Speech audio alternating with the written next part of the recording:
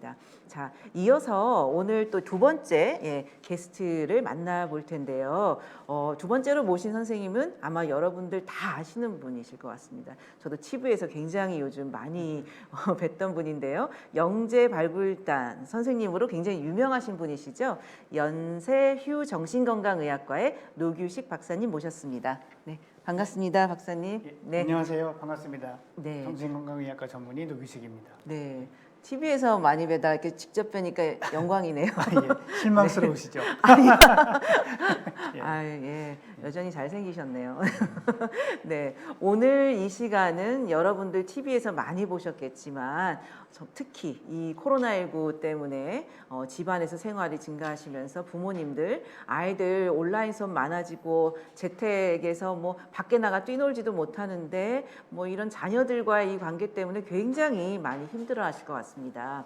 특히 코로나19로 인해서 이 부모와 자녀 관계에 대한 고민들이 정말 요즘 많으신 걸로 알아요. 그래서 이번 시간에는 부모님들에게 특히 아주 유익한 그런 시간이 될 수 있을 것 같습니다. 먼저 박사님, 코로나19 시작되면서 우리 아이들 일상생활에도 정말 큰 변화가 찾아왔는데요. 실제로 현장에서 많은 아이들 만나고 계시는데 이 아이들이 요즘 코로나19 이후에 어떤 변화를 겪고 있나요? 사실 처음에 2020년도에 코로나가 처음 대유행을 할 때까지만 해도 이런 변화가 생길 거라고 저조차도 예상을 못했었는데요. 지금 초등학교를 특히 입학을 2020년도에 했던, 그래서 올해 3학년에 올라간 아이들은 학교 생활에 대한 개념 자체가 다르더라고요.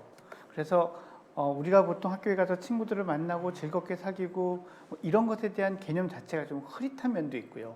또 학교를 이전에 코로나19 이전에 다니던 아이들은 자기가 늘 학교에서 누리던 것들을 누리지 못하게 되니까 그로 인한 박탈감이 상당히 큽니다. 사실 이 박탈감은 비단 초등학생들 뿐만이 아니라 중학생, 고등학생, 청소년기 학생들로 갈수록 오히려 더 박탈감이 큰 것 같아요. 그래서 그런 박탈감에서 오는 무력감, 이런 것으로 인해서 또 학업이라든지 일상생활이 많이 무너지는 일들이 계속 생기고 있고, 좀 유감스럽게도 이거는 시간이 지나가도 좋아지는 것 같지가 않고요. 점점 넓어지고 일반화되는 것 같아서 사실 학생들을 많이 대하는 저 같은 일을 하는 사람 입장에서는 지금 참 많이 우려스러운 상황인 건 틀림없습니다. 네.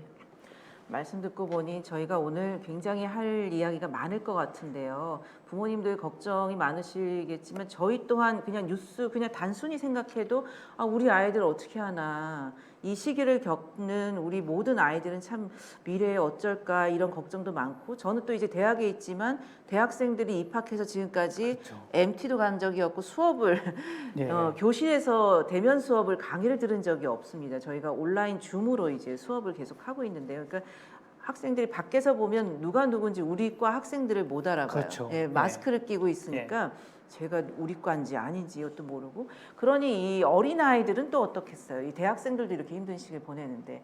자, 그래서 오늘 여러 가지 사연을 통해서 현장에서 특히 이제 밀접하게 보시는 선생님이시니까 이 사연들을 구체적으로 좀 들어보면서 이 해결 방안들을 좀 같이 얘기 나눠보도록 하겠습니다. 그럼 제가 첫 번째 사연을 소개해드리겠습니다. 중학교 2학년입니다. 요즘 우울한 기분이 들어서 코로나 블루 증상 테스트를 해봤는데요. 거의 증상은 없다고 나오는데 저는 진짜 우울해요. 부모님께 말해도 어린애가 무슨 코로나 블루냐고 하더라고요. 앞에서 밝은 척하는 건 눈치 못 채셨나 봐요. 친구들이라도 알아줬으면 하는데 중2병 왔냐고 그러더라고요. 제 마음 알아주는 사람 한 명이라도 있으면 좋겠는데 저만 이런 것 같아서 소외감까지 듭니다. 네, 이 사연은 커뮤니티 게시판에 올라와 있는 사연이라고 합니다.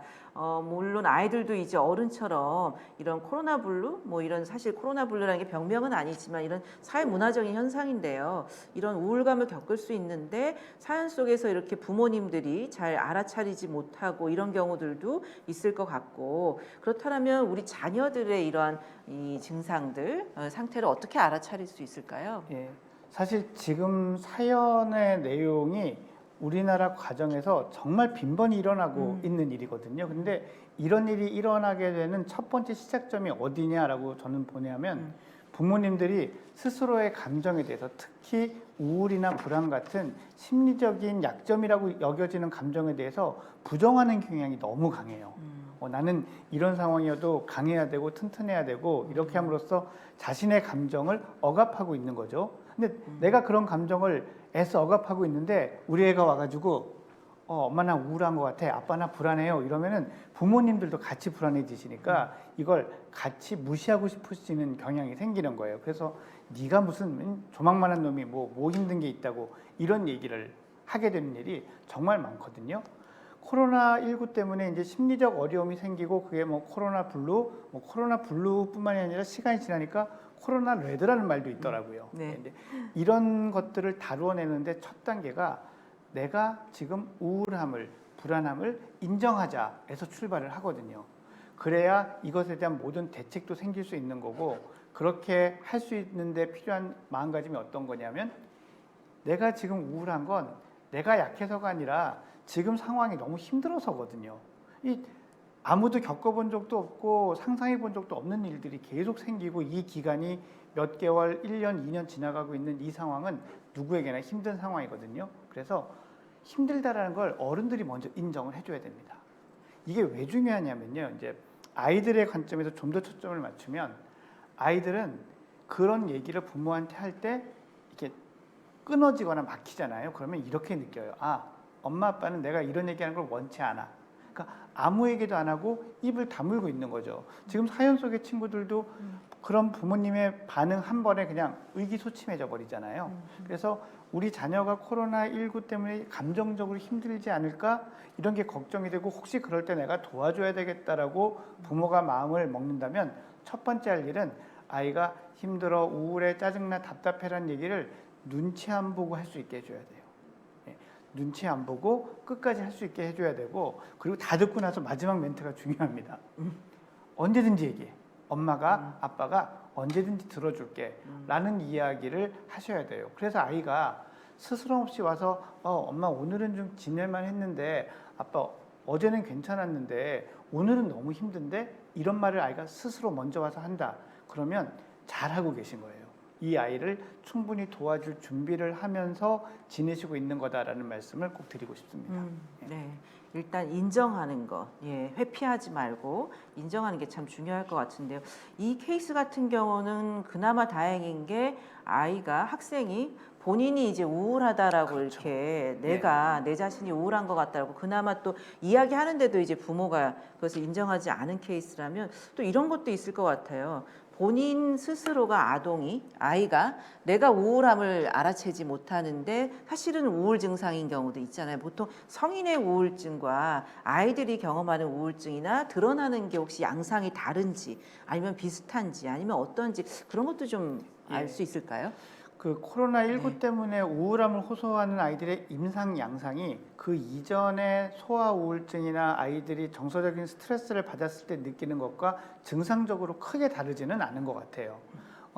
굳이 좀 꼽자면은 초기에는 폭발적인 화가 많습니다. 이제 못하게 되는 것들에 대한 화가 많은데 이내 곧 익숙해졌다가 무기력해지는 쪽으로 빠져드는 그런 패턴들이 좀 더 많이 보인다라는 인상은 현장에서 좀 갖게 됩니다.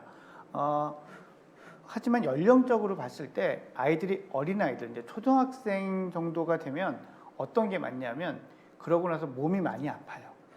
이유 없이 배가 아프고 머리가 아프고 이런 신체 증상을 막연히 호소한다라고 한다면 이 아이가 입으로 힘들어요, 우울해요, 답답해요라고 말을 하지 않더라도 이 코로나 상황 때문에 답답해하거나 혹은 주변의 다른 일로 심리적인 어려움을 겪을 수도 있겠다라는 의심을 한 번쯤은 해주시는 게 필요합니다. 네. 우리가 보통 우울증 하면 그냥 우울한 기분만을 많이 떠올리기 쉽지만 사실 아이들한테서는 이 저 우울해요라고 표현하기보다는 저 배가 아파요, 머리가 아파요, 학교 가기 싫어요, 오늘 빠져도 될까요, 학원 안 가도 될까요? 이런 이런 현상으로 많이 나타난다고 하니 주변에 계신 부모님들께서 아이들의 어떤 이런 신체적인 변화나 또 호소하는 어떤 이야기들이나 행동의 변화나 이런 부분들을 잘 관찰하시면 보다 우리 아이를 빨리 도움을 주실 수 있을 것 같습니다. 그럼 코로나 블루가 막 이렇게 의심된다, 우울증이 의심되는 것 같다 하면 부모님들께서는 무엇을 하면 가장 좋을까요? 우선 부모 부모가 먼저 마음이 안정이 되는 게 기본입니다. 네. 이 얘기를 제가 먼저 꼭 드리고 싶은데요. 네. 부모가 자신의 마음을 안정을 시키지 않으면 아이들의 그런 마음을 받아줄 수가 없거든요.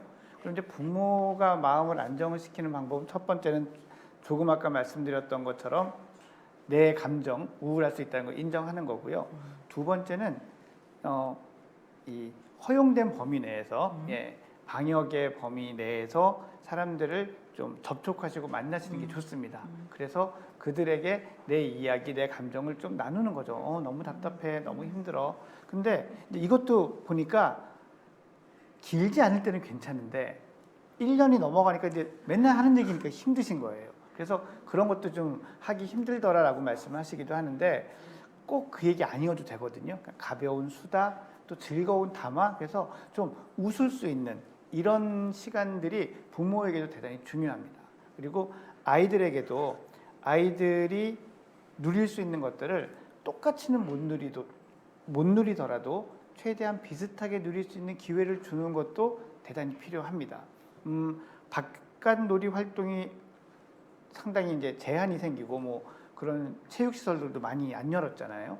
그리고 아이들을 직접 서로 만나는 뭐 키즈 카페나 아니면 뭐 어디에서 노는 이런 기회들이 많이 줄어들었는데 또 이럴 때 우리나라에서 잘 이 세팅이 돼 있는 인터넷이나 이런 걸 통해서 화상으로 아이를 만나고 서로 만나고 하는 것들도 대단히 효율적이다, 효과적이다라는 얘기를 해외에서 많이 하거든요. 근데 해외는 그런 인터넷망이 잘 구축되지 않은 곳이 많아서 그런 문제가 있다, 이런 얘기들이 있는 반면에 우리나라는 이제 그런 것들의 효용성을 아직 미처 생각하지 못하고 이걸 너무 많이 쓰면 일단 나쁜데 이 생각에 너무 사로잡혀 있으신 경향도 있으신 것 같아요. 그래서 현재 제한되는 범위 내, 허용되는 범위 내에서의 접촉, 교류를 높이는 것도 이전과 똑같진 않지만 지금 아이들의 스트레스를 줄여주는 데는 유효할 수 있다는 것도 알아두시면 좋을 것 같습니다. 네, 네. 그 아이들에게 필요한 활동도 해야 하고 또 중요한 게 이제 아이의 문제니까 아이가 무슨 도움을 받고 뭔가를 해야지라는 생각을 하기 쉽지만 부모가 일단 마음이 안정돼야 된다. 부모의 마음이 안정이 되어야 또 우리 아이들에게 좋은 영향을 미칠 수 있다라는 점. 그래서 아이만의 문제가 아닌 것 같습니다. 아이의 문제는 항상 그렇죠. 우리 부모님들의 나의 정신 건강을 잘 살피고 내가 심리적으로 안정되고 스트레스를 잘 관리하실 수 있도록 하는 게 아마 우선일 것 같다라는 생각이 듭니다. 네. 네, 오늘 요즘 아이들이 굉장히 많이 경험하고 있는 여러 사연들이 많이 와 있습니다. 다음 또 두 번째 사연 같이 보면서 또 얘기 나눠보도록 하겠습니다. 자, 두 번째 사연입니다. 새 아이를 키우고 있는 엄마입니다. 코로나19로 가정 양육이 늘어나면서 아이들과의 전쟁도 시작됐습니다. 그 중에서도 저를 제일 미치게 만드는 게 있는데 초등학교 2학년인 셋째 아이의 온라인 수업이에요. 그렇죠. 네. 아침에 깨어서 컴퓨터 앞에 앉히기까지도 힘든데 수업 시작하고는 5분도 못 앉아 있고 방을 돌아다닙니다. 코로나 시기에 입학해 학교 생활을 잘 몰라서 그런 건지 너무 힘들어요. 시간 약속을 지켜보자고 타이머를 쓰면 효과적이라고 하는 분들이 있어서 이만큼 앉아 있으면 유튜브 보여줄게 하고 약속을 하면 그나마 좀 지키나 싶었는데 그것도 잠깐이에요. 집중력이 없는 아이라 그런 건지 걱정도 되고요. 온라인 수업하는 걸 보니 학교 생활도 눈에 훤히 보이는 것 같아 너무 걱정됩니다. 요즘 뭐 집집마다 전쟁일 것 같아요. 어떻게 하시는지 모르겠어요. 특히 아이들 많은 집은 더워요. 이분은 새 아이라고 하니 아유 어떻게 할지 참. 네. 정말 이렇게 새 아이라는 거가 이 가정의 가장 어려운 부분이라고 저는 생각을 합니다. 아유 끔찍하네요. 네. 아이들이 이제 학교에 가지 않고 온라인 학습, 온라인 수업을 들으면서 여러 가지 상황들이 벌어지는데 보통 이제 어머님들이 아이들 때문에 이제 천불이 나시잖아요. 가슴이 억장이 무너지고 천불이 나는데 이게 정말 더 심해져가지고 정말 뒷목 잡고 쓰러지겠다고 하시는 어머님들 정말 많으세요. 것 같아요. 그게 어디서 딱 말씀하시냐면 우리 애가 학교를 가서 이렇게 지내고 있다라고 생각을 하니까 밤에 잠이 안 온다라고 얘기를 하는 거죠. 사실 너무 많이 보는 게 좋진 않습니다, 여러분. 그죠? 그냥 믿거니 하고 가는 게 좋은데 이 모습을 눈에 보니 걱정도 되고 답답하기도 하고 화도 나고 저대로 두면 안 될 것 같은데 들어가서 잔소리를 하면 말뿐이고 이제 이게 어떻게 해야 될지 모르겠다라는 그 걱정이 이제 다 비롯되시는 건데 일단 그 제가 이 상황에 대한 조금 더 균형 잡힌 시각을 말씀을 드리고 싶어요. 첫째, 아이들은 학교에서 선생님 얼굴을 보면 훨씬 더 집중을 잘합니다. 예, 사람이 이 화면 안에 있는 사람과 실제로 눈앞에서 보는 사람에 대한 태도가 똑같을 수가 없습니다. 그러니까 학교에서는 훨씬 집중을 잘한다라는 거 일단 생각을 좀 해주셨으면 좋겠고요. 또 하나는 집중력 자체가 또 좋아질 수 있는 게 이런 게 있어요. 내가 공부를 하다가 수업을 듣다가 싫어졌는데 옆에 애를 보니까 얘는 좀 하고 있어요. 그럼 또 하게 되는 것도 있거든요. 또 둘이 막 놀고 있는데 옆에 짝꿍이 툭 칩니다. 그만 좀 해. 그럼 또 해요. 그러니까 이렇게 서로 뭐 도와가며 때로는 견제를 해가며 이렇게 모여서 하는 수업의 의미라는 게 분명히 있는 거죠.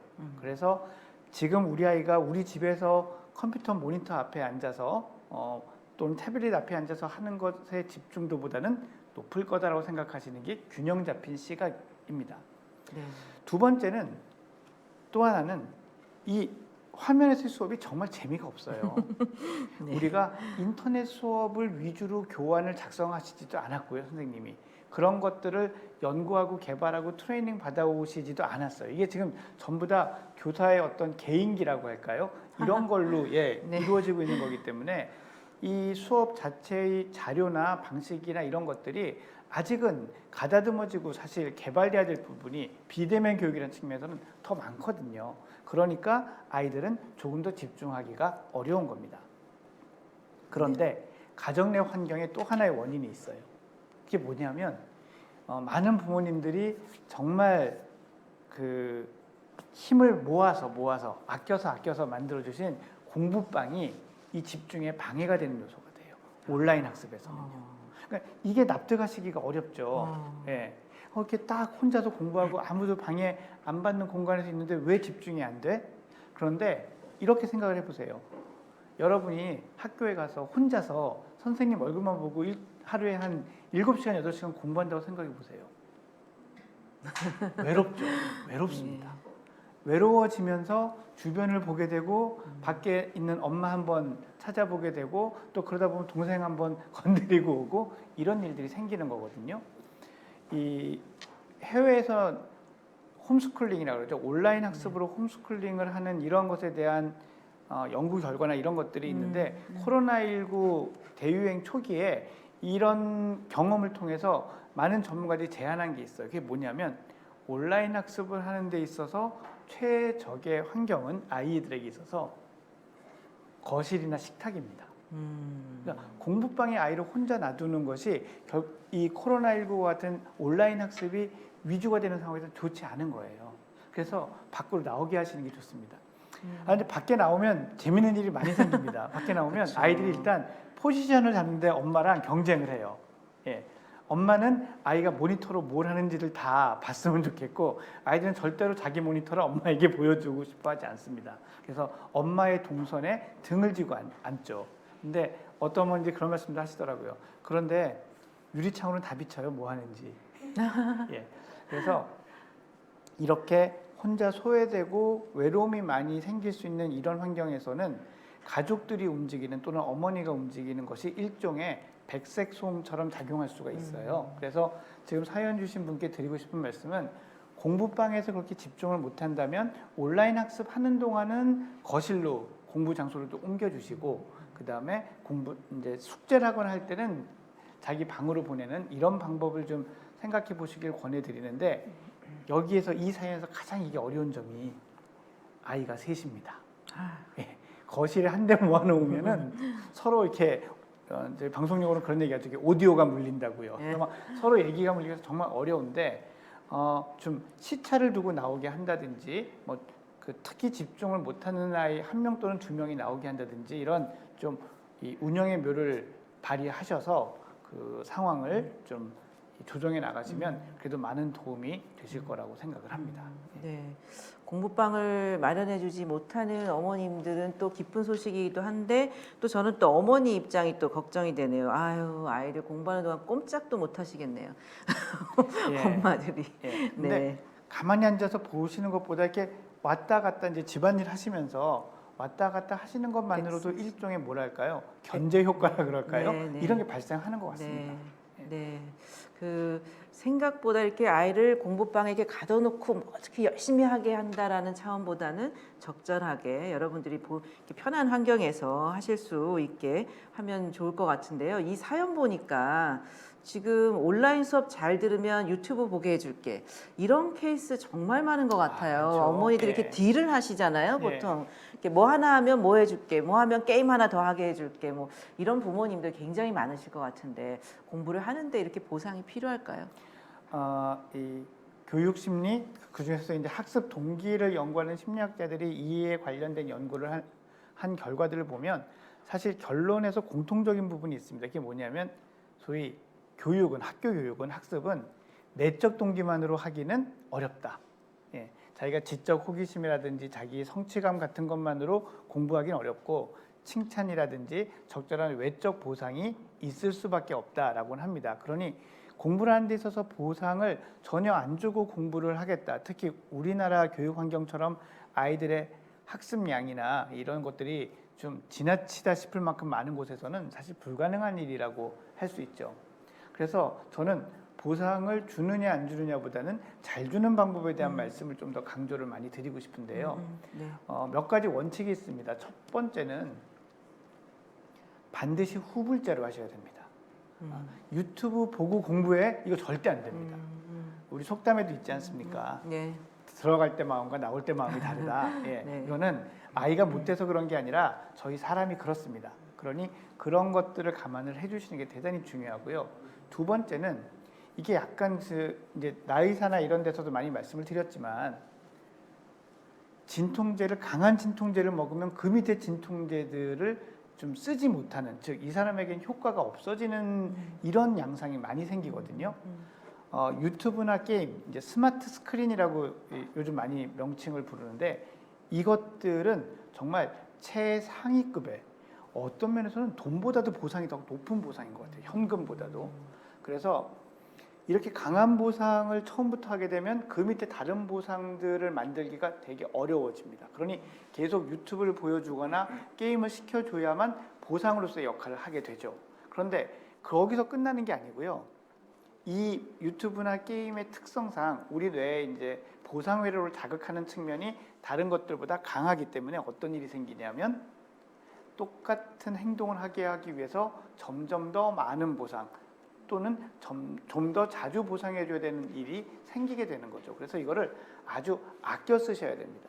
그래서 아이들에게 보상할 거리가 많은 집이 코로나19 시대에 훨씬 더 이 가족 내에서 이제 가정 내 학습이라든지 재택근무 이런 그 환경에서 훨씬 더 원활하게 이 상황들을 헤쳐나가시는 걸 정말 많이 볼 수가 있었어요. 그래서 공부에 대한 보상에 대한 고민 많으실 거고 이 보상을 해줘야 되는 것이 엄마 관리하에 들어오는 것이 지금 많아진 요즘 아직 뭐 저희가 오미크론의 이 파도가 지나가고 난 다음에 어떤 상황이 어떤 순서로 올지는 뭐 아직은 정확하게는 모르는 일입니다만 그 시간 동안 잘 지내시려면은 아이들에게 많은 보상거리를 좀 개발해 주시는 그런 노력들이 필요합니다. 네. 보상 이 보니까 우리 중독에서 내성 생기는 거하고 유사하네요. 아주 유사합니다. 네. 네, 술을 계속 마시면 우리 세지잖아요, 주량이. 네. 그리고 네. 도박을 하다 보면은 생각도 계속 더 자주 나죠. 예, 예. 예, 아이들도 뭐 하나 유튜브 같은 뭐 이런 게임이나 뭐 이런 그러니까 강한 진통제라고 이제 표현을 하셨는데 네. 센 거를 주다 보면 더 센 걸 계속 더 줘야만 이제 먹히는. 그래서 그렇죠. 보상을 무엇으로 할 것이냐를 잘 결정해야 될 것 같네요. 네. 예. 그 좋은 보상은요 이런 네. 거죠. 그러니까 밖에 나가서 이 미쉐린 셰프가 만들어주는 음식이 더 맛있느냐, 엄마의 사랑이 담긴 집밥이 더 맛있느냐, 요 논쟁이랑 되게 비슷하거든요. 밖에 나가서 좋은 걸 사갖고 와서 보상을 주는 방법도 있지만 우리 아이가 좋아하고 아이가 보기에 우리 엄마가 나한테, 우리 아빠가 나한테 관심이 있어, 이런 사람이 해주는 칭찬, 작은 간식 이런 것들이 돈의 가치와 비교할 수 없는 더 큰 보상이 될 거라는 거는 이제 제가 힌트로 드리고 싶습니다. 네. 그 다양한 보상 방법들, 구체적인 방법들을 좀 어머님들에게 많이 알려주면 좋을 것 같아요. 그 팁 같은 거요. 그러니까 이게 막 못 생각해내시는 분들 많으시더라고요. 예, 그 보상책이나 이런 정보들은 사실 제가 이제 좀 몇 가지 말씀도 드리기 텐데요. 이게 먼저 말씀을 드리고 싶은 게 이런 겁니다. 네. 이게 인터넷에는 있는데 우리 집에는 안 돼. 아. 옆집에는 되는데 우리 집에는 안 돼. 아, 이게 사실은 네. 이 보상 체계의 가장 첫 번째 관문이거든요. 네. 그거는 왜 그러냐면 아이가 엄마가 주는 또는 아빠가 주는 그거를 별로 받고 싶지 않은 거예요. 왜냐하면 내가 너무 서운한 게 많은 사람이 주는 거거든요. 나를 막 괴롭힌 상사가 어느 날 자 이거 좀 먹어봐 하면은 눈물 나기 고맙습니까 여러분? 아니죠. 또 뭐 시키려고 저러지? 예, 이런 마음이 다들 좀 들잖아요. 그런 것처럼 어떤 사람이 이걸 주느냐가 되게 중요합니다. 그래서 무엇이보다는 누구가 어떤 사람이 주느냐가 더 핵심이라는 거를 꼭 잊지 마셔야 돼요. 그러니 보상이 무엇인가를 개발하기에 앞서서 나랑 얘랑 요즘 가까운가? 친한가? 이것부터 먼저 점검을 하시고요. 자, 보상으로 활용할 수 있는 것들 종류를 몇 가지를 말씀드릴게요.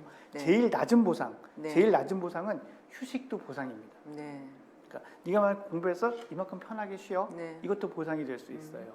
그리고 아이가 좋아하는 뭐 너무 좋아하는 거 아니어도 돼요. 그냥 싫어하지 않고 좋아하는 간식이나 음료 같은 것도 보상이 될 수 있습니다. 그리고 아이가 자기 전이라든지 일정 시간에 쓸 수 있는 자유 시간을 조금 더 늘려주는 것도 보상이 될 수 있습니다. 그리고 그 밖에 아주 작은 것들이죠. 이 공이나 농구 공이나 뭐 이렇게 이런 운동할 수 있는 공을 산다든지 뭐 이렇게 자기가 좋아하는 놀이기구나 왕구 같은 걸 조금씩 사주는 것도 좋고요. 이런 것들이 잘 되면 이제 그 여러분들도 한때는 해보셨을 텐데 이렇게 나무에다가 이파리 스티커 붙이잖아요. 이런 것도 이제 정교하게 할 수는 있습니다. 혹시라도 이렇게 토큰 이코노미라고 하는데 스티커를 붙이는 걸 하고 싶은 분들께 제가 드리고 싶은 말씀은요. 한 번에 너무 여러 가지 규칙을 만들지 마십시오. 그게 안 되는 가장 큰 이유가 뭐냐면요. 부모가 기억을 못해요. 예. 네. 그래서 보상받을 그쵸. 행동을 했는데 안 줍니다. 예. 그쵸. 그러니까 이게 뭐야가 되거든요. 그래서 저는 이 코로나19 시대에 가뜩이나 신경 쓸 게 많아진 가정 내에서의 이런 보상 시스템은 한 3가지 이내 정도가 한계가 아닌가라고 생각을 합니다. 한 가지 팁을 드리자면요. 뭐 예를 들면 보상을 해줄 건 이런 거겠죠. 일어나서 제 시간에 식탁에 앉아서 아침을 먹는다라든지 뭐 양치질을 한다라든지 제 시간에 뭐 등교를 한다든지 어디를 나간다 이런 것들이 될 텐데요. 이런 것들을 하고 뭐 숙제도 해당될 수 있고요. 할 때 이런 표를요 하나만 만들지 마세요. 한 4개, 5개 정도 만들어서 아이가 자주 머무는 곳에서 시선이 잘 보이는 곳에 붙여 놓으십시오. 그리고 아이가 했으면 했다고 동그라미, 뭐 안 했으면 안 했다고 뭐 이렇게 이 표를 하는 거를 그 4군데다가 어머님이 좀 번거로우시더라도 하시는 거예요.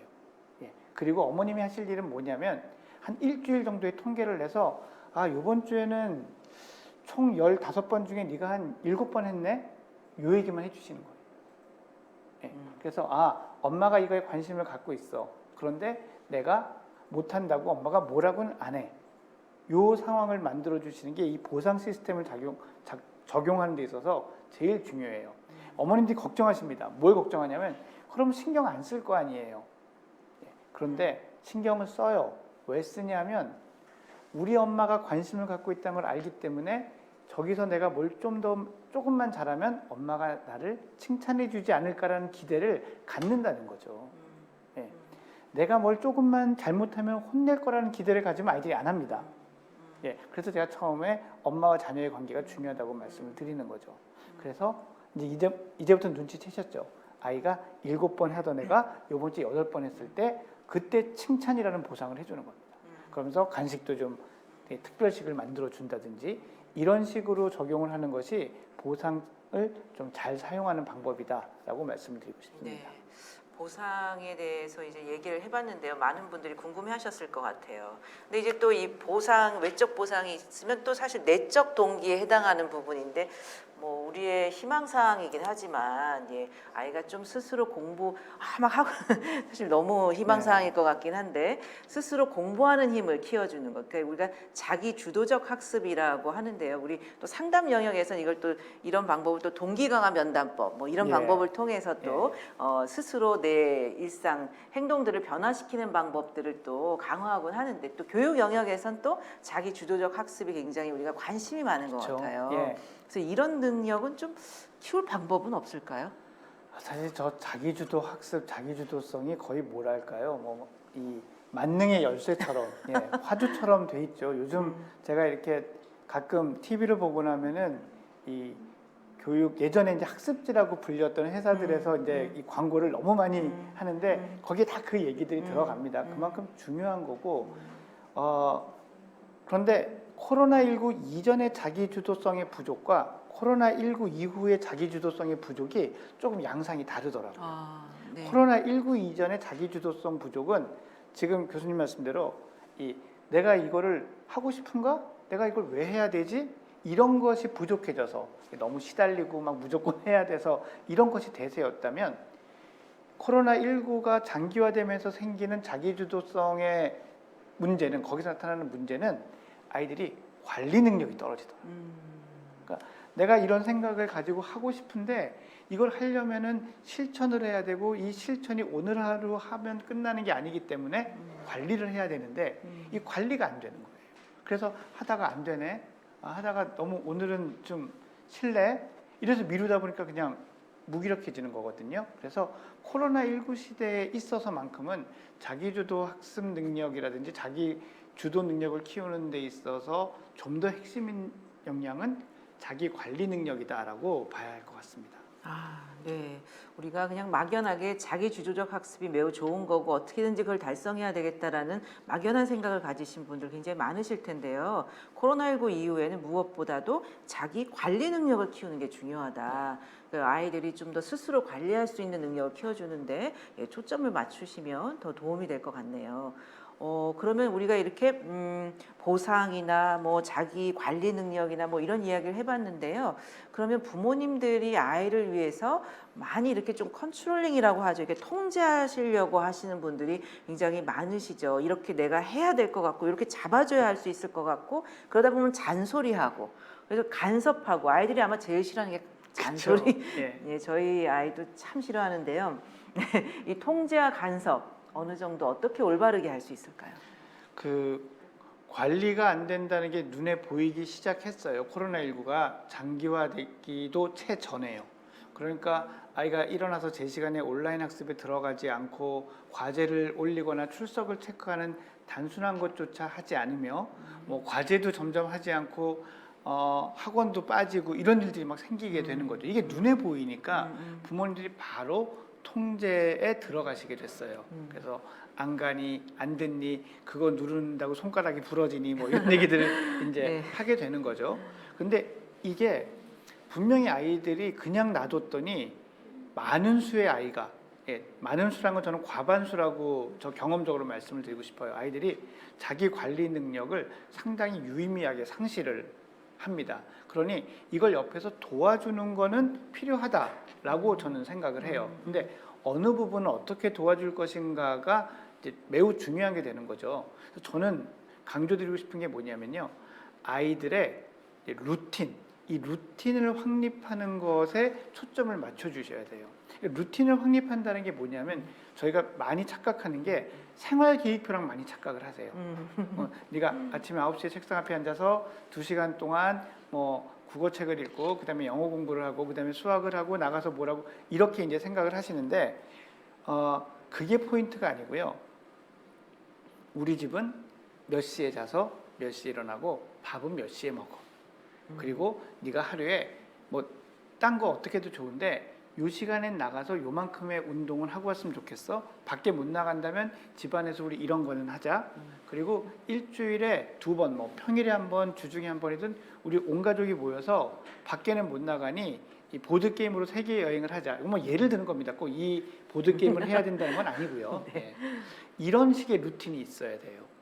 그리고 거기에 네가 취미 활동하는 시간 하나 꼭 넣었으면 좋겠어. 이때 네 취미 활동을 하자. 또는 이때는 네가 친구들한테 영상 통화도 해보고 부모님한테 이런 것, 그러니까 친척들한테 이런 것도 해봐. 이런 게 들어가도 괜찮아요.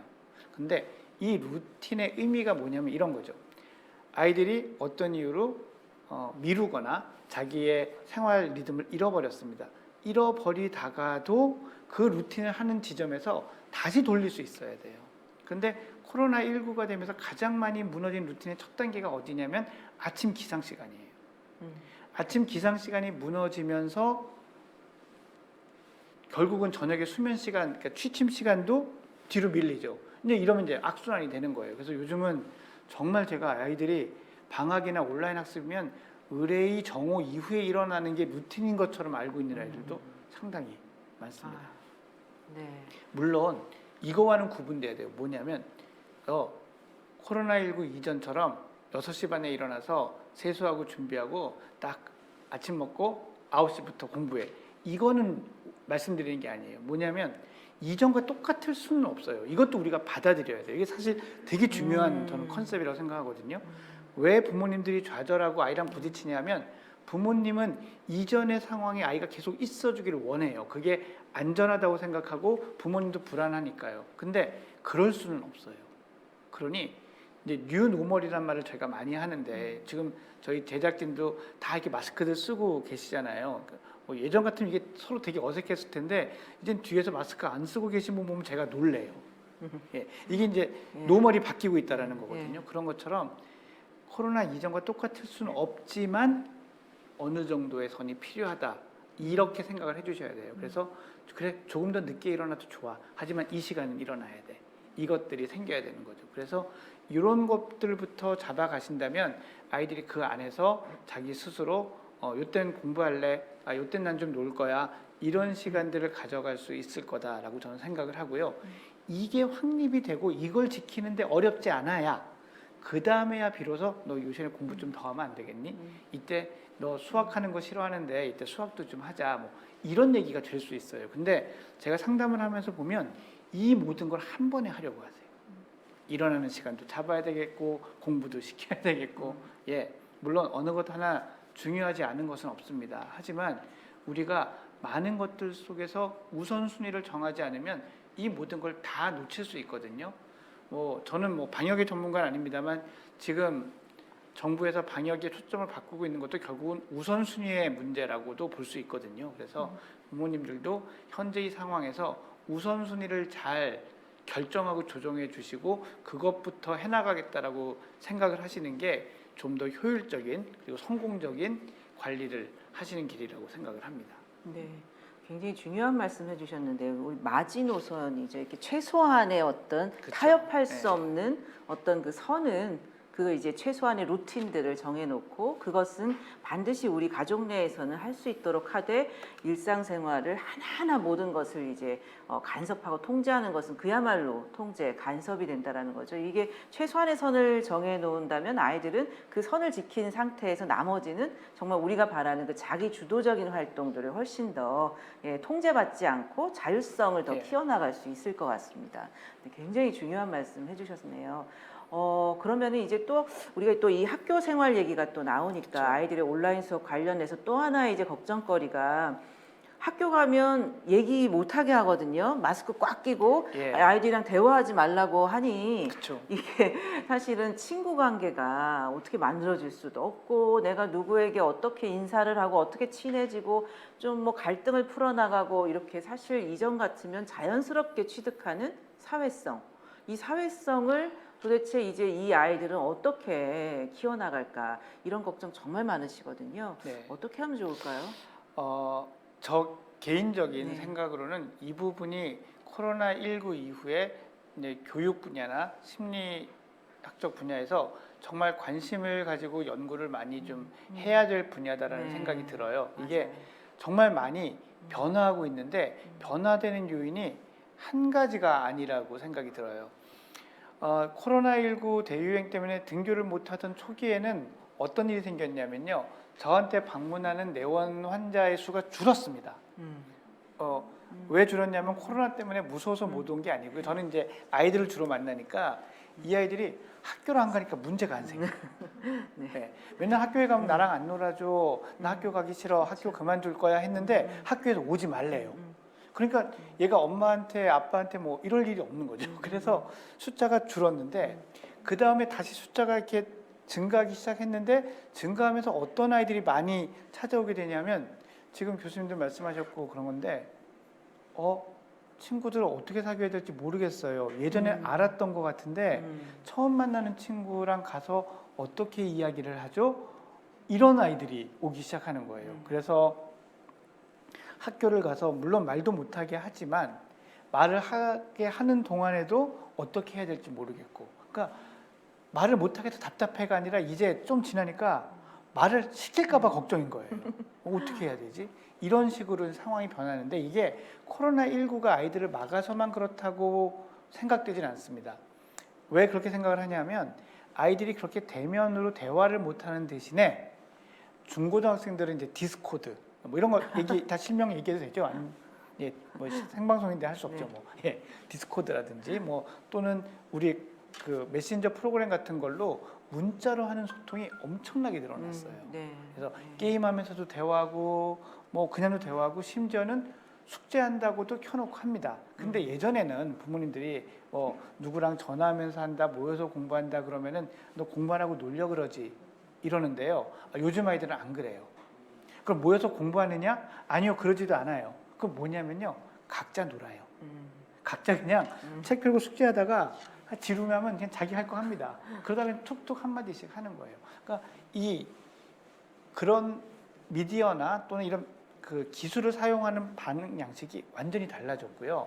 그 다음에 아이들한테 제일 싫어하고 힘든 게 뭐냐면 이런 거예요. 제가 아이들하고 상담하면서 너 그럼 이렇게 해보고 어땠는지 나한테 좀 알려줄래? 전화를 좀 하자. 얼굴이 굳어요. 말을 해야 된다는 거예요. 그 다음에 메일로 써? 그럼 또 귀찮아서 싫어해요. 그럼 톡으로 할래? 너무 좋아해요. 그래서 아이들이 코로나19와 상관없이도 말로 대면해서 대화하는 것에 대한 능력 또는 거기에 대한 꺼리낌이 좀 생겨나고 있다라는 생각을 제가 하고 있었는데 이 코로나19 이후로 조금 더 많이 증폭되고 있는 경향이 좀 있습니다. 그래서 이게 단순하게 이렇게 하시면 됩니다. 이렇게 하면 별 문제 없을 거예요라고 제가 이렇게 가볍게는 말씀을 드릴 수는 없을 것 같아요. 이게 정말 우리가 다 주의하고 주목해야 될 부분이라고 생각을 하는데 어쨌건 그거는 이 시기를 지난 다음의 일이잖아요. 그럼 이 시기를 지나는 동안은 어떻게 해야 될 것이냐라는 데서 해외의 많은 전문가들이나 그 국내 전문가들도 생각은 일단 IT 기기를 많이 활용하자. 그래서 영상통화나 화상통화 같은 것들을 많이 좀 활용해서 거기서 볼 수 있게 적극적으로 좀 아이들을 좀 연결을 해주자. 그러니까 어른들은 얼굴 보고 얘기하는 게 재밌거든요. 그래서 맨날 회의하거나 하더라도 끝날 때는 우리 언제 한번 밥 먹어요 이러고 끝나잖아요.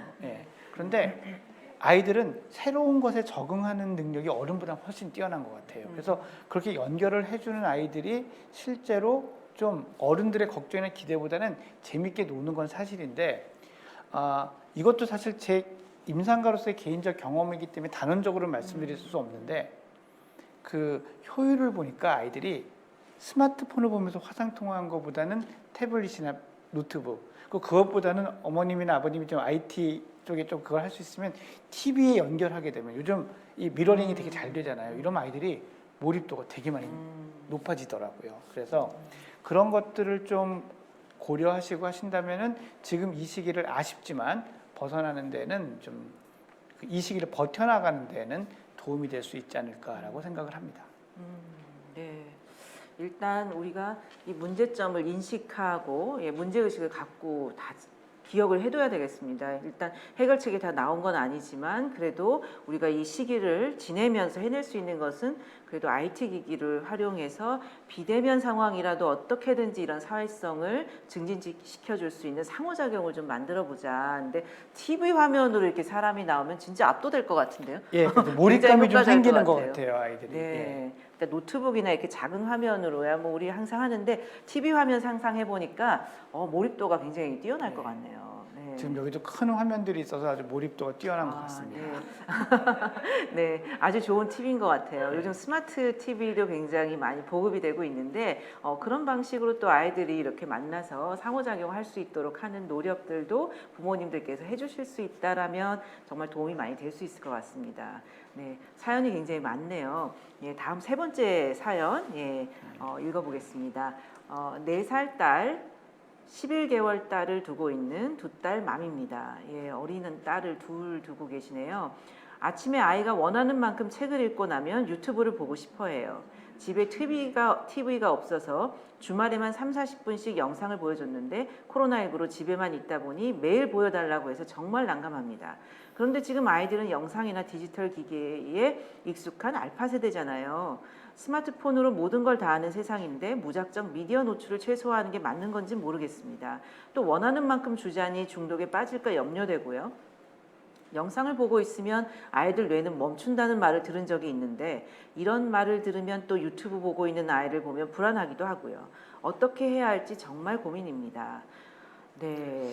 예. 이 사연은 사실 코로나19 이전에도 계속 한참 이슈가 됐는데 코로나19로 이 어쨌든 IT 사용량이 늘어나니 이게 더욱더 이제 심각해진 거죠. 이전에도 네. 보면 식당 가면 어린아이들 입을 틀어 막더라고요. 이렇게 앞에 뽀로로 그냥 예. 앞에 그냥 갖다 놓으면 아이들이 뭐 조용히 있으니까 부모님들이 아주 평화롭게 식사하시고 제가 애가 어릴 때 애 키울 때 소원은 밥을 평화롭게 한번 그쵸. 먹어보는 거였는데 예. 요즘 부모님들은 예. 이 뽀로로 덕분에 아주 밥을 평화롭게 드시던데 자 너무 많을 것 같아요. 예, 사실 교수님께서 말씀하시니까 저도 옛 생각이 하나 나는데 저희 아이들 어렸을 때 소원이 그 외출해서 식당에 갔을 때 애들 장난감 가방을 안 들고 가서 이렇게 우아하게 가서 먹는 게 그죠? 공감하시죠? 네. 예, 그게 이제 소원이었어요. 왜냐하면 지루하니까 뭐 하나씩 꺼내줘야 네, 되잖아요. 맞아요. 근데 요즘은 정말 이 손안이든 요거 네. 하나로 다 해결이 되는데 이 스마트폰과 관련된 연구를 하는 전문가들이 이 사용을 할 때 이런 식으로 하지 말아야 됩니다라고 하는 거에 첫 번째가 뭐냐면 아이들의 감정을 달래기 위해서 스마트폰을 쓰지 않아야 한다라고 이야기를 하거든요. 그래 사실 아이들이 칭얼대면 요즘은 엘리베이터에서도 엄마 품에서 나오고요. 그러니까 맞아요. 이 공적인 이 공간에서는 이 엄마의 체면을 맞아요. 유지하기 위해서 줍니다. 네. 근데 저는 이제 이 직업이 그렇다 보니까 그런 맥락을 좀 이렇게 보거든요. 근데 요즘 아이들이 그거를 이렇게 티징을 해요. 그러니까 엄마 나 한다 하고 시동을 걸어요. 안 주면 난 좀 더 세게 할 거야. 그럼 이렇게 주시게 되기도 하거든요. 그래서 아주 뭐 이 라떼 얘기를 할 수는 없지만 사실 아이들을 위해서는 스마트폰보다는 엄마 아빠의 에코백에 들어있는 책이나 장난감이 훨씬 더 좋다라는 말씀을 좀 드릴 수밖에 없고요. MZ 세대들이죠. 예, 지금 세대인데 MZ 세대들이라고 하고 스마트 스크린, 스마트 기기를 쓸 수밖에 없는 세대들입니다. 그러니 이들한테 무조건 막는 것은 이게 안 좋지 않느냐? 예, 사실 요거 아버님들이 많이 하시는 말씀입니다. 예, 그러니까 괜찮아, 줘 이렇게 하시고 싶을 때 끌어오는 이제 논리인데 말만 딱 떼어놓고 보면 맞습니다. 그런데 소아가 어른하고 다른 점은요. 소아는 계속 성장을 하면서 이들이 변한다는 거거든요. 그래서 나이에 맞춰서 이것을 어떻게 쓰게 할 것인가가 조금씩은 달라져야 된다는 점도 아울러 기억을 해주셔야 돼요. 네. 그 MZ 세대니까 써야 되는데 그러니 잘 쓸 수 있도록 가르쳐야 된다는 거죠. 그러면 어떻게 쓰는 게 잘 쓰게 하는 것인가에 대해서 제가 연령대별로 조금 나누어서 간략하지만 좀 말씀을 드려보겠습니다. 미국 소아청소년 학회에서는 2017년도에 가이드라인을 냈는데요. 이 가이드라인의 첫 번째가 이겁니다. 만 18개월이 되기 전까지의 아이들에게는 부모와의 화상통화를 제외하고는 어떠한 스마트 기기도 사용하지 말게 하라가 첫 번째 줄에 나오는 권고입니다. 예전에 이 화상통화가 잘 셋업이 안 되고 일반적이지 않을 때는 이 얘기가 빠져 있었어요. 그러니 어떠한 경우에도 쓰게 하지 않는 게 좋다였는데 18개월 정도의 아이들에게도 부모의 얼굴을 보여주고 하는 정도로 IT 기기를 스마트 기기를 쓰는 것은 허용한다라고 조금 바뀌었죠.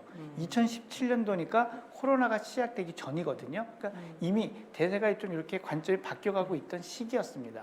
근데 코로나19가 되면서 이게 그 청년의사 데이터인데 기사에서 제가 봤는데 1년 사이에요. 조금 쓰던 그룹이 엄청나게 많이 쓰게 됐어요. 그리고 많이 쓰게 된 그룹은 더 많이 쓰게 되고요.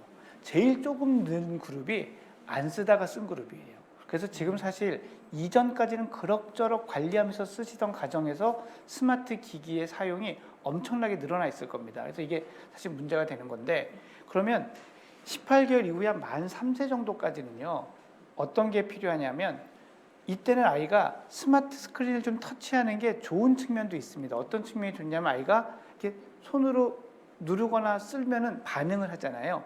이 반응이 아이에게 일종의 독립심이나 조금 일종의 성취감을 갖게는 해요. 근데 중요한 게 뭐냐면 아이 혼자 이걸 하게 놔두지 말라고 해요.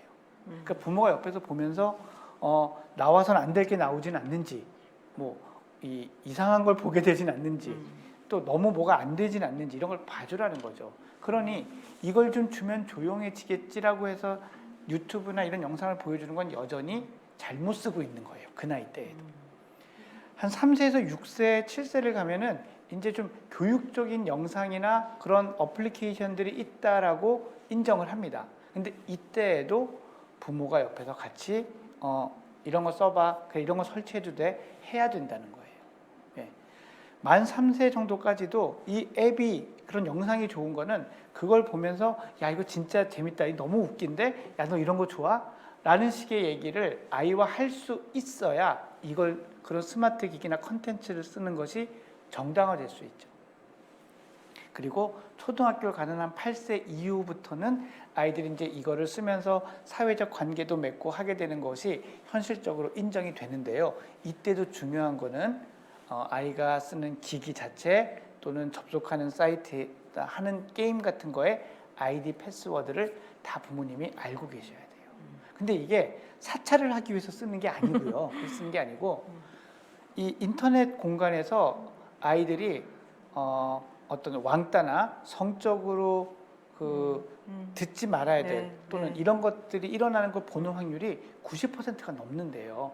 그래서 이럴 때 이런 상황에서 내가 어떻게 행동해야 되는지, 어떤 건 하지 말아야 되는지를 알려주기 위해서는 그런 것들을 보는 것이 필요하다는 겁니다. 그래서 문자나 이런 걸 보낼 때도 이 3학년 되기 전까지는 나 이거 보내도 돼? 나 이거 업로드해도 돼? 일일이 허락받고, 신고제가 아닙니다. 허가제예요.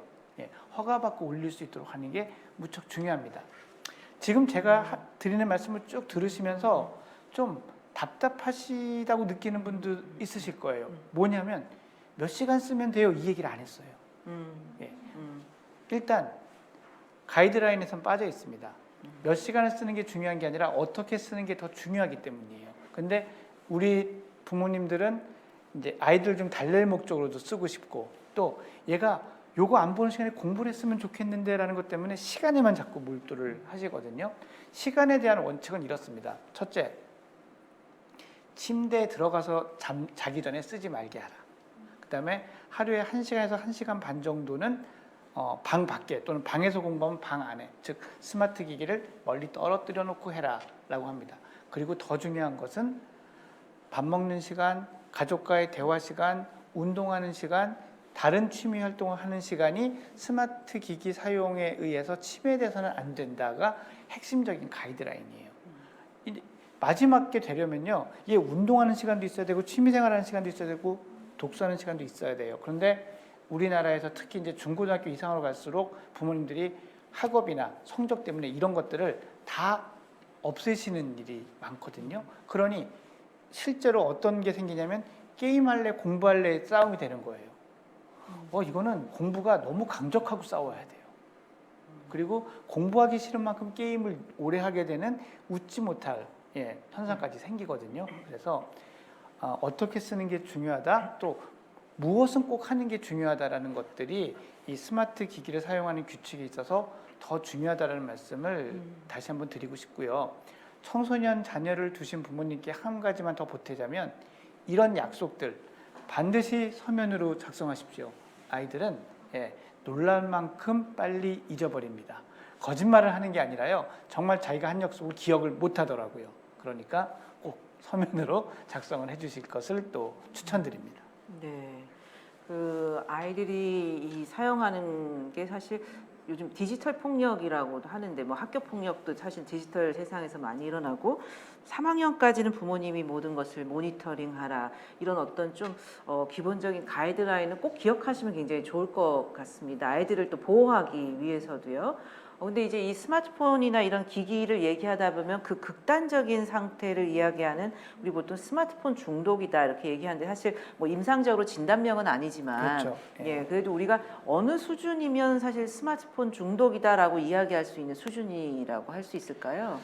그 현재까지 이것에 대한 개념이 뭐 의학적으로 확립이 되어 있지는 않습니다. 근데 임상 현장에서는 어떤 개념을 많이 응용하냐면 이제 교수님도 잘 아시겠지만 이 중독에서의 약물 중독에서의 개념을 많이 차용을 합니다. 뭐냐면 내가 해야 될 행동들이나 그런 것들이 이 게임에 의해서 인터넷 사용에 의해서 얼마나 많이 잠식되느냐, 얘의 행동이 이 게임이라는 걸 하기 위해서 얼마나 많이 영향받느냐가 상당히 중요한 요소거든요.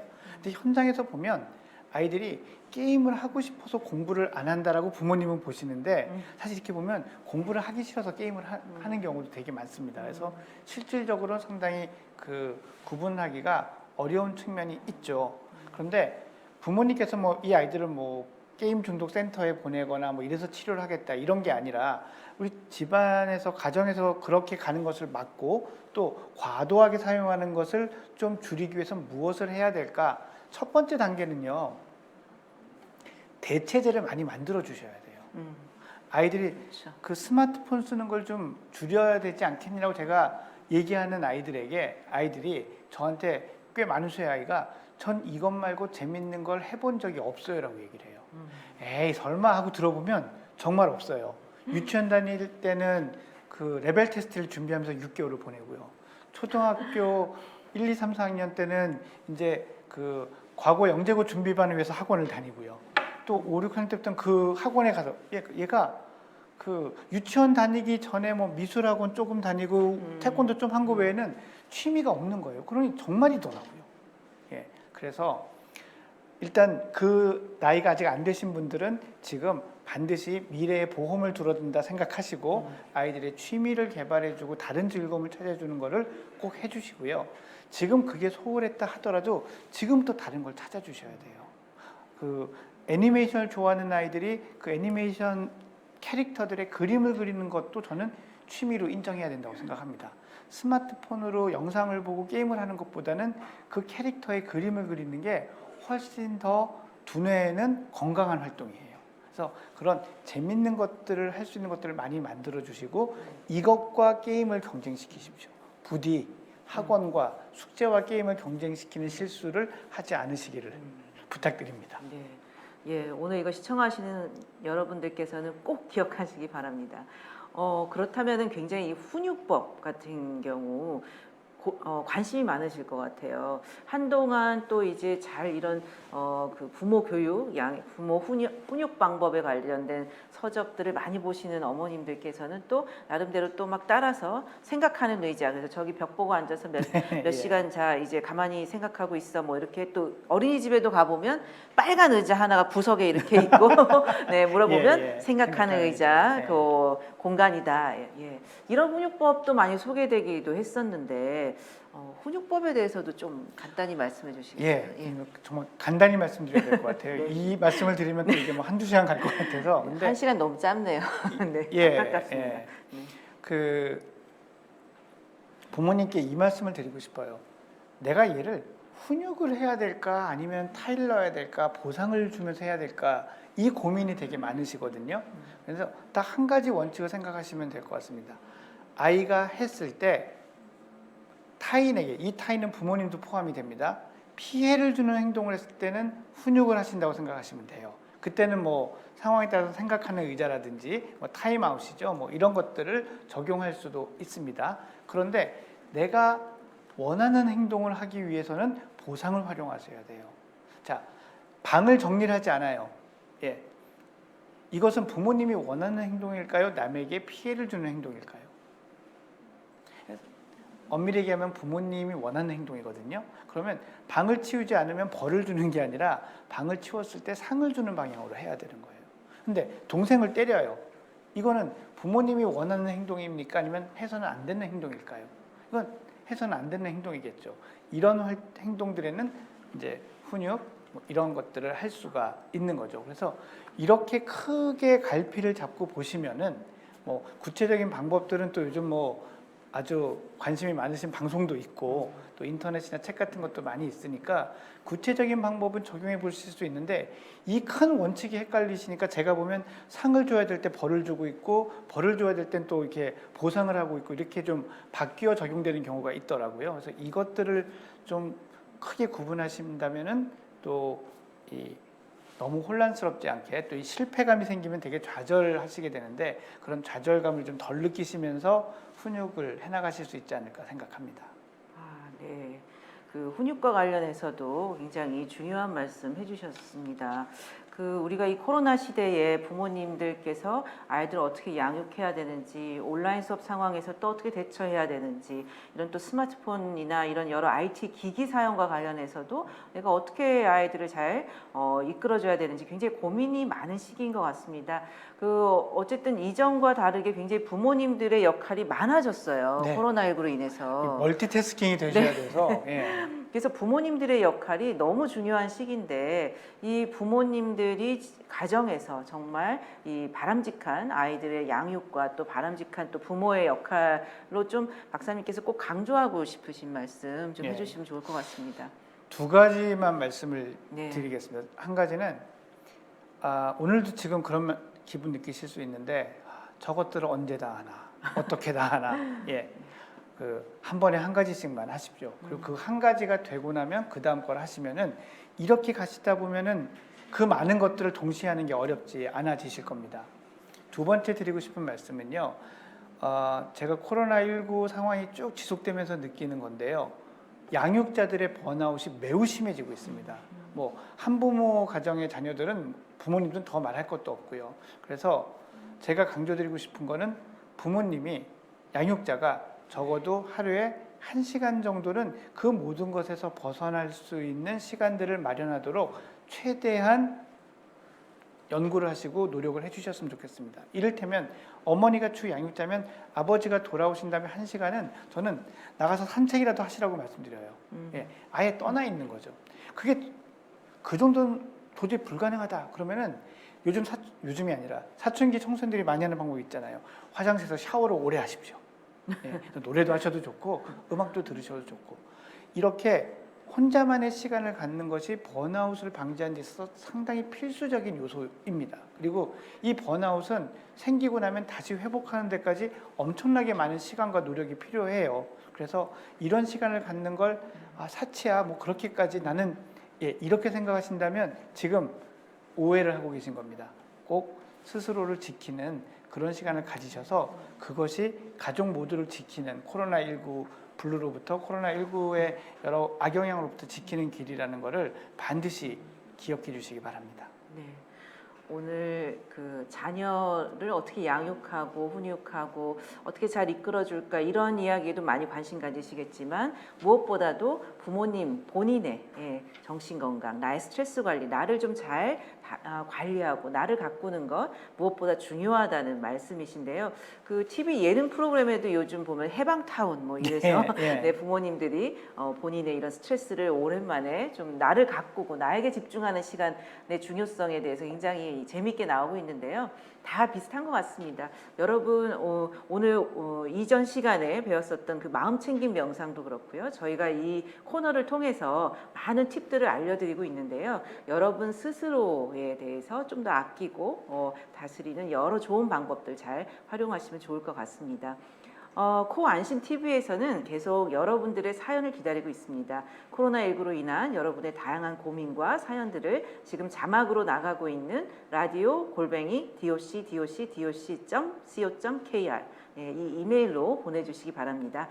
소개되신 분들께는 커피 쿠폰도 보내드리고 있으니 많은 참여 부탁드립니다. 네, 오늘 함께해 주신 노규식 박사님 정말 감사드립니다. 네, 실물로 뵈니까 더 반갑습니다. 네. 감사합니다. 네, 지금까지 여러분은 서울시 코비드-19 심리지원단과 서울시 자살예방센터 한국트라우마스트레스학회 나는 의사다와 함께하는 코로나 마음의 상처 치유하고 회복합시다 였습니다. 내일은 김현수 명지병원 정신건강의학과 교수님과 함께 코로나와 청소년 정신건강에 대한 주제로 이야기 나눌 예정입니다. 저는 내일 오후 2시에 다시 찾아뵙겠습니다. 시청해 주신 여러분 모두 감사합니다.